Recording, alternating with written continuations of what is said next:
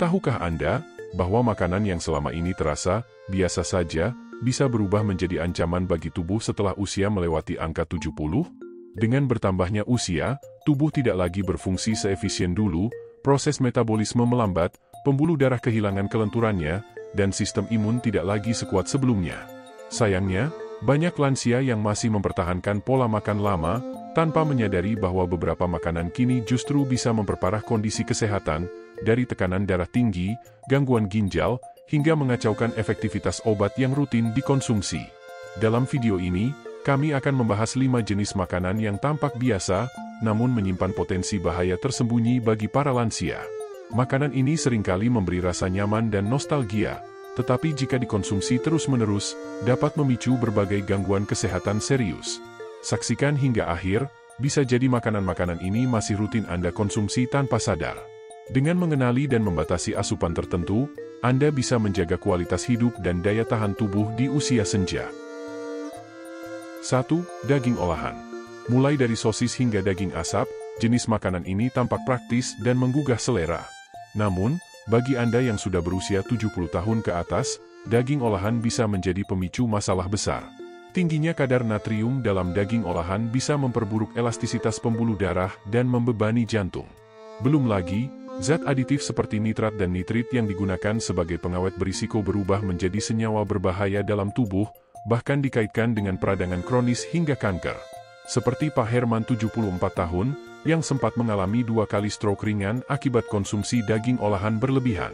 Setelah mengganti dengan sumber protein rendah garam seperti ikan, ayam tanpa kulit, dan kacang-kacangan, tekanan darahnya pun membaik. 2. Sarapan tinggi gula. Banyak lansia memulai hari dengan sereal manis, muffin, atau roti dengan selai. Sayangnya, pilihan ini justru dapat mempercepat penurunan kesehatan. Di usia lanjut, tubuh lebih sulit mengatur kadar gula darah karena sensitivitas insulin menurun. Konsumsi gula tinggi di pagi hari bisa menyebabkan kelelahan, peradangan, bahkan mempercepat penurunan fungsi otak. Contohnya Ibu Evi 76 tahun, yang baru menyadari dirinya pradiabetes setelah mengalami kelelahan terus-menerus. Setelah mengganti sarapan dengan makanan tinggi serat dan protein, seperti telur atau oatmeal, energinya kembali stabil. 3. Tauge mentah dan telur setengah matang. Makanan mentah sering diasosiasikan dengan gaya hidup sehat. Tapi bagi lansia, ini bisa menjadi sumber infeksi serius. Tauge mentah rentan terkontaminasi bakteri seperti E. coli, sementara telur setengah matang bisa membawa salmonella. Sistem kekebalan yang menurun membuat pemulihan menjadi lebih sulit dan berisiko menyebabkan komplikasi. Seperti yang dialami Pak Warto, 81, yang harus dirawat di rumah sakit setelah mengonsumsi salad dengan tauge mentah. Untuk mencegahnya, pastikan makanan Anda matang sempurna, lebih aman, lebih menenangkan. 4. Jeruk bali, grapefruit. Buah ini sering dianggap pilihan sehat, namun ternyata bisa mengganggu metabolisme obat-obatan tertentu karena menghambat enzim CYP3A4. Akibatnya, kandungan obat dalam tubuh meningkat drastis dan bisa memicu efek samping serius. Ibu Daryanti 78 tahun, mengalami nyeri otot setelah rutin mengonsumsi jeruk bali saat sedang minum obat kolesterol. Setelah menghentikannya, kondisinya berangsur membaik. Jika Anda sedang dalam pengobatan rutin, konsultasikan dulu dengan dokter atau apoteker sebelum mengonsumsi jeruk bali. Sebagai gantinya, buah seperti apel, pisang, atau stroberi bisa jadi pilihan lebih aman. 5. Makanan gorengan.